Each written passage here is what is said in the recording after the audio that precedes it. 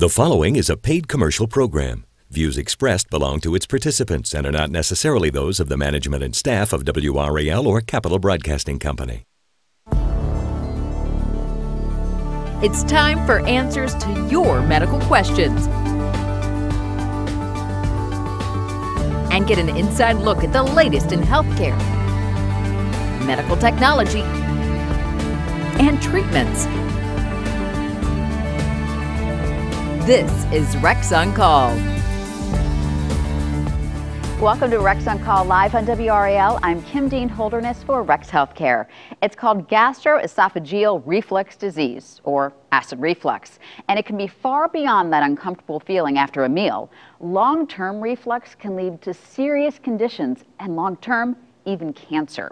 If you are one in three Americans, the 1 in 3 Americans with reflux, and you have questions, give us a call now. Your questions may be answered here live on our program by our experts. The experts answering your questions are Dr. Joel Draglin with Rex Surgical Specialist and Dr. Naveen Narahari with Digestive Healthcare. To call us here at Rex on Call, just dial the number on your screen in Wake County, 919-744-3876. And outside of Wake County, call toll-free 877-277-6252. If you're watching us as we're streaming live on WRAL.com, you can email us your questions at rexoncall@rexhealth.com. And find us on Twitter. Send us a message at RexHealthcare, hashtag RexOnCall. So, do you have acid reflux? Here's some of the typical and atypical symptoms. Look at this: heartburn, bloating, dysphagia, which means it feels like you have food stuck in the back of your throat, nausea, hoarseness, or even a chronic sore throat. Now, we met a guy, Alan Tomzakowski. He had been dealing with these symptoms since he was 17 years old. Now watch as he's been dealing with life with reflux. It's the small things, like a cup of coffee, that can make life downright painful for 31-year-old physical therapist Alan Tomzakowski.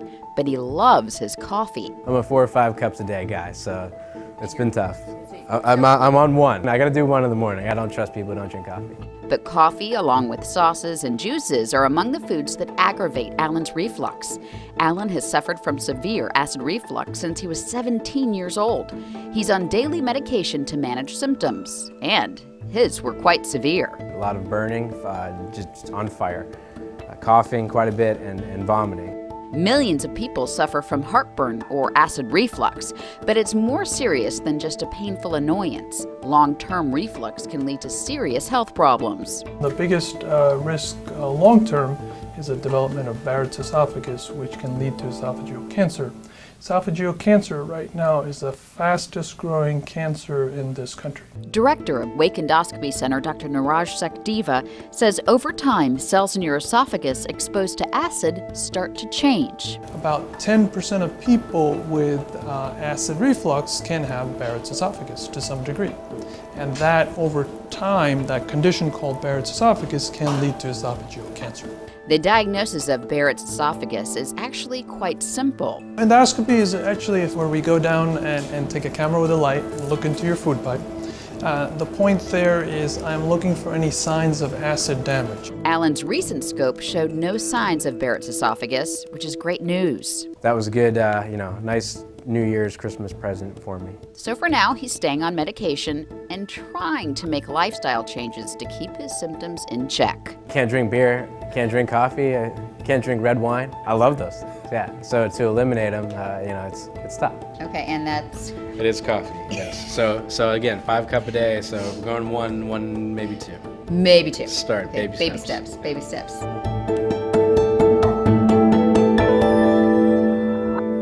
Joining us now are Drs. Joel Draglin and Naveen Narahari. Now, one of the concerns for Alan in our piece there was the long-term effects of being on those medications. What are some of the side effects?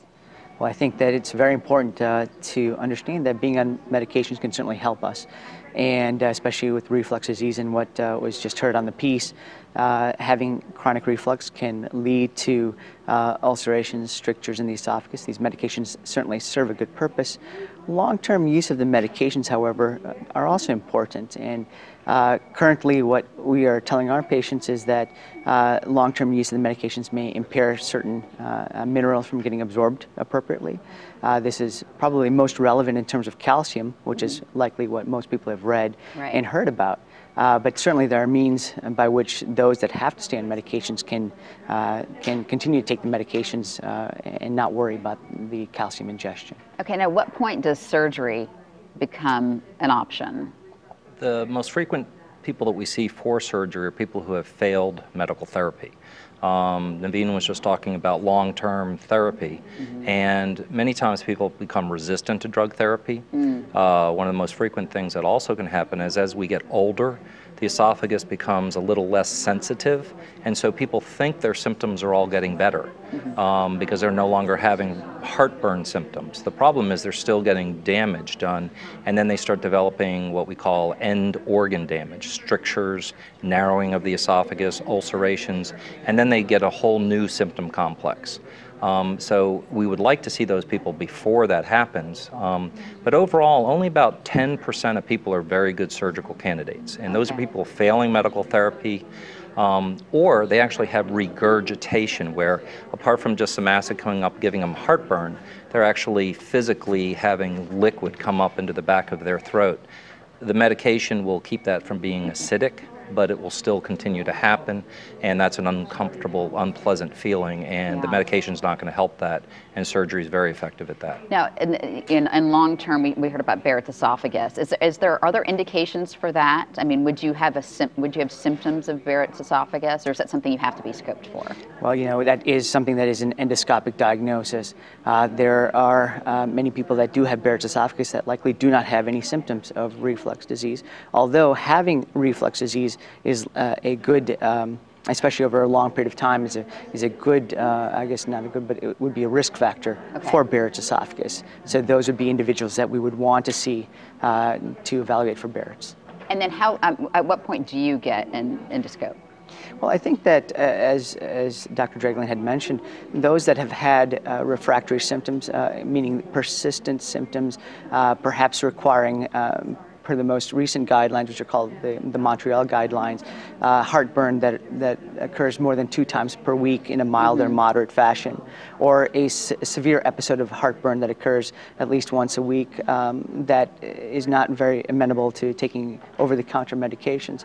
These would be individuals that we would want to see to look for damage as related to reflux disease and certainly Barrett's esophagus. Okay, we had a question in from Stephanie via email, heartburn daily. Now she says she takes Tums, Pepto, and that doesn't always help. What are some other over-the-counter options, she wants to know? Well, I think that she's tried some Tums, and the over-the-counter options right now are quite numerous. And so you have proton pump inhibitors such as omeprazole and lansoprazole or Prevacid that are available. And you also have other agents such as Maalox and Gaviscon, which are also very appropriate to use. I think the main thing I would advise is that if this is persistent, especially on a daily basis where she's taking these medications very persistently, that she does need to talk to a healthcare provider with regards to what she has going on. Okay, so, I mean, how long is persistent? I think most of the time people can be taking the over-counter medications, such as Prevacid. And we were saying a little bit ago, they can take 2 of them, and that's actually a prescription strength dose of it. The thing is after 2 weeks, if they've, say, 2 weeks would be my cutoff. If they've had no benefit, they absolutely should see somebody. Or after they stop that therapy and it quickly comes back and their symptoms come roaring back, those are the people that really need a medical evaluation. Okay, great. Those phones are busy over there. So we're back after the break to answer more of your questions. Give us a call. Those numbers are on your screen, and we will be right back.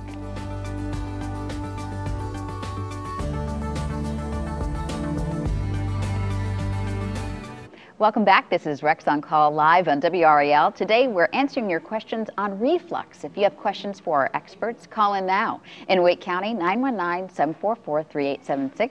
Outside of Wake County, toll free 877-277-6252. Email us your questions to rexoncall@rexhealth.com. We have a lot of questions to get to. So this person wanted to know, can acid reflux cause sinus issues?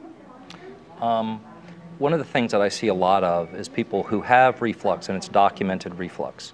There are certain tests that we might get into talking about later that has proven that they have reflux. But one of the things that I have difficulty with in deciding whether someone should have surgery is whether their actual symptoms are due to the reflux. There's something that we term aerodigestive symptoms. That is kind of like, say, postnasal drip, or like a sinus problem, or a lump caught in their throat, which is a term called globus. People who have a chronic cough. And all of these things may be related to reflux. The reflux is eliciting a reaction within the back of the throat that can lead to, say, a sinus problem or a feeling of a lump in the throat. But one of the things I caution my patients on is when we do the workup to see whether or not their symptoms are due to reflux, it really sometimes does not correlate. And so that's why before people are deemed good surgical candidates, we actually like a very, very thorough workup to make sure that the symptoms that they're presenting with may be due to reflux or fixed by reflux. So the answer is yes, but to make sure of it, we have to prove it. Yeah, Kim, this kind of segues into what we talked about before with regards to long-term use of medications. Right. You know, bottom line, we should use the medications in the appropriate circumstance. And so especially with these extra intestinal manifestations, I guess, such as sinus or a lump in the throat, or some people complain of ear tingling, things of that nature. I think it's very important to know whether or not we are dealing with reflux at all, especially if they're going to be committed to long-term use of medications. Okay. Okay, Ginny from Wilson wanted to know, are esophageal polyps caused by prolonged use of these over-the-counter drugs? You know, that's a good question. Normally we do not find esophageal polyps in using these medications, but people do have a tendency to develop gastric polyps. And there may be many folks out there that have had endoscopies with note of gastric polyps. I think that the most important thing to note is that these polyps are a result of hypertrophy or glands that enlarge because of the medications, but they're not precancerous as we would consider colon polyps to be, for example. So stomach polyps we do encounter, but we do not consider them to be dangerous in using these medications. And to hear the long-term side effects of these medications, you know, you have to question how long you want to stay on them. But for a lot of people, there's not a choice of getting off of these, right? You can't just, like Alan we met in our piece, he tried to go off and his life is miserable. Well, I think that's where, you know, Dr. Draglin and I oftentimes collaborate, because I think that patient selection is extremely important in terms of determining who benefits from medications and who may benefit from surgical counsel and referral. And, you know, I think that there are folks that who have regurgitative symptoms, where it's not just a matter of hypersensitivity or reflux of material going back into the esophagus occasionally or transiently, but rather a deformity of the esophagus and the stomach that leads to that sort of symptom. Okay, KJ in Wake Forest, since Thanksgiving, late at night, has had reflux. Does working long nights and lack of sleep contribute to problems? It's a very good question. First of all, if he works late nights, my question is, when is he eating? Because one of the worst things in lifestyle modification is our actual first treatment. Eating smaller meals, not eating a meal late at night and then laying down, because that's going to lead to some reflux. People who smoke or drink too much caffeine, those are both risk factors for increasing reflux. Obesity and just being overweight is actually a huge problem with reflux. A study was done a couple years ago where they just had people essentially lose 15 to 20 pounds who were refluxing, and 85% of them improved their reflux just with a small amount of weight loss. Okay. So my answer to that question would be, don't eat late, eat a very small meal and see if he's better. But if he's truly having like regurgitation where stuff's coming back up into his throat when he's laying down, there are times where he might be a candidate for evaluation, but I'd stick with the not eating so late. Don't eat so late. Yeah. Okay, Deborah, she had her gallbladder out in 2012. She still has acid reflux. What can she do to help with the symptoms? That is actually a very common problem. Okay. And it's not acid reflux anymore. It's what we call alkaline reflux. And we don't understand the mechanism that well, but the juice that is in the very, very first part of the intestine is actually very alkaline. It's the opposite of acidity. And for some reason, you can reflux that up into the stomach after gallbladder surgery. And that is actually more caustic to the esophagus than the acid, because the esophagus has a little bit of a protection against the acidity, but none against the alkaline, the high pH. And so every once in a while, I've had a number of patients who I've taken a gallbladder out who have had some reflux symptoms. And if they have reflux symptoms, I tell them and warn them, there's a number of people that a year or two later will be doing surgery to fix their reflux because the alkaline reflux is difficult to treat. There are some medications, something called Carafate, which coats the distal esophagus and the stomach to help protect against that. But that is actually a very well-known problem. Okay. It's not a common problem, but sometimes we need to do it. Okay, thank you very much. If you're looking for a doctor or need a direct referral, call Rex HealthNet, Rex's free telephone information service. The number is 919-784-4490. Coming up, we're going to answer more of your questions. Call us on these numbers right here. In Wake County, 919-744-3876. Outside of Wake County, toll free 877-277-6252. We're going to be right back.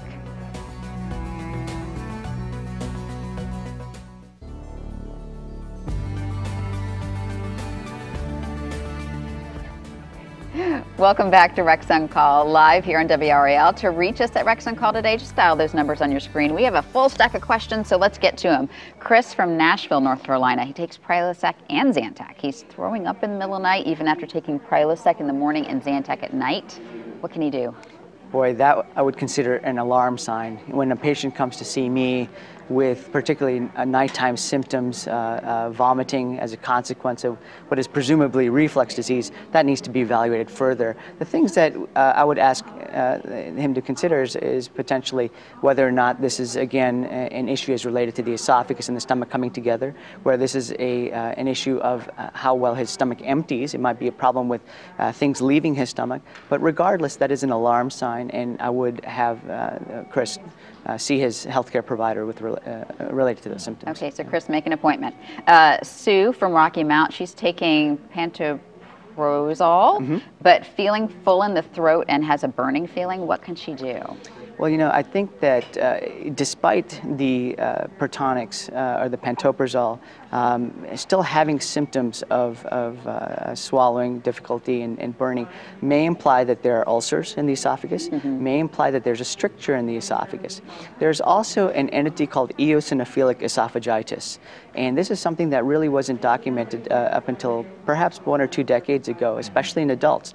And it involves an allergic response in the esophagus involving eosinophils, normally associated with allergies of various sorts. And it can lead to rings within the esophagus, narrowing of the esophagus, and is treated in a very different manner than routine reflux disease. Okay. So persistent symptoms, again, a theme today, persistent symptoms despite management with medications really does require additional evaluation. Okay, Ethel from Lewisburg, does a hiatal hernia cause reflux? The answer is yes, and without drawing a picture, the hiatal hernia, essentially, most of your stomach and the distal part of the esophagus is supposed to be inside the abdomen. That's positive pressure, keeping it pressed down. The chest pressure is negative, kind of pulling it open like a bellows. And so when the stomach starts to slide up into the chest, that's the hiatal hernia, where the esophagus comes in, it opens up a little bit and the stomach starts riding up. It ruins the angle between the stomach and the esophagus, puts it under different pressures, and it actually promotes reflux. 15% of people have a hiatal hernia, so we don't think much about it. But the larger the hiatal hernia gets, the more stomach up into the chest, the more their symptoms become. And that is a surgical problem. I mean, it's not, most medication's not going to affect that a lot. It'll reduce the acidity to mute the symptoms down, but people can actually get their entire stomach up in their chest, twist it off, and it's a surgical emergency. That's actually one of the more common operations I do. Wow. Not the emergency part, Right, because we don't let them get there. Yeah. And we actually would like to do it when it's a little bit smaller. Yeah, is there a size in which you measure? Mostly based upon symptoms.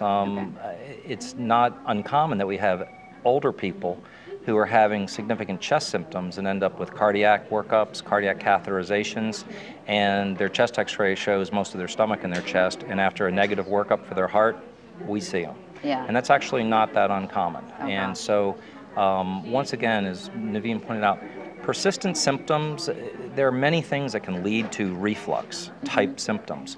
And that's why, if they're persisting, an evaluation is needed. Okay, Lynn from Henderson wants to know how you guys feel about home remedies for reflux, more specifically apple cider vinegar. Well, that's a good question, Lynn. I think that certainly you get on the internet, I often tell my patients that I'm usually a second opinion because Dr. Google is the first person that we see. So I think that home remedies are abound. So I think that apple cider vinegar in particular may have a role. There are many observational studies that have looked into apple cider vinegar as a benefit. Now, how does it work? It's not entirely clear, but I think it's a chemical issue where a weak acid, which is what vinegar is, mixes with a strong acid such as hydrochloric acid in the stomach and basically becomes a weak acid as a consequence. So I think that there's a role for that, but again, if there are persistent symptoms, see your doctor. See your doctor. Okay, we'll have a final round of questions after the break. This is Rex on Call. Stay with us.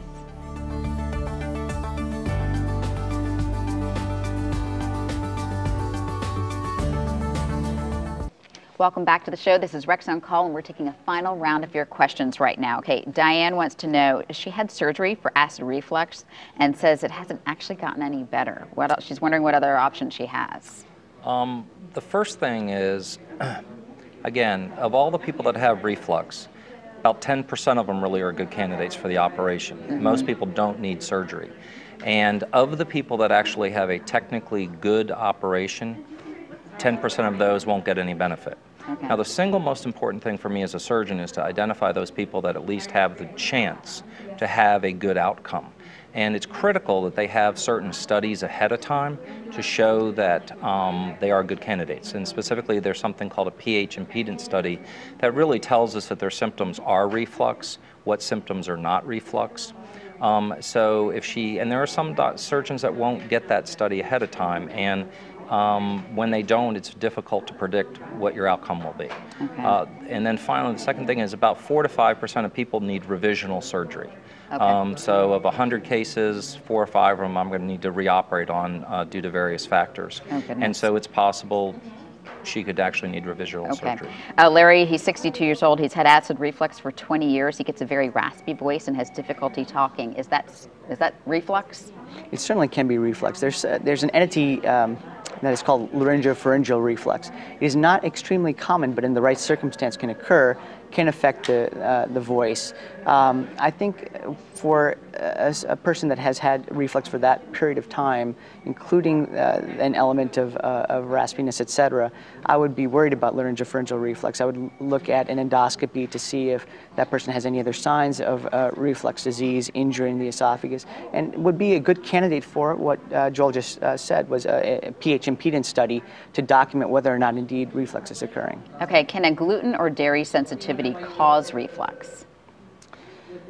I think any element of, that is a good question, any element of malabsorption can potentially increase reflux. I think that there's malabsorption, such as gluten insensitivity, or gluten allergy, I should say, and then there's maldigestion. And in any of those circumstances, when you're intolerant, certainly reflux can be worsened. Okay, real quick, this will be our last question, but it's a question we've seen a lot of here. Our brother has acid reflux and constant hiccups. Are hiccups related to reflux? They can be. It's not a classic symptom. It's Right. not something that would say, ooh, that's what it's going to be. Right. However, anytime the esophagus is irritable or irritated, and especially if in relation to a hiatal hernia, then yes, hiccups could be part of it. Could be part of it. Okay, as always, consult with your physician about any health concerns. Thank you very much, doctors. And for the phone bank, they're still taking calls over there. Join us in February. It's Heart Month for our next Rex on Call. That's Monday, February 17th at 1. You can email us your questions ahead of time to rexoncall@rexhealth.com. We hope to see you then. Take care.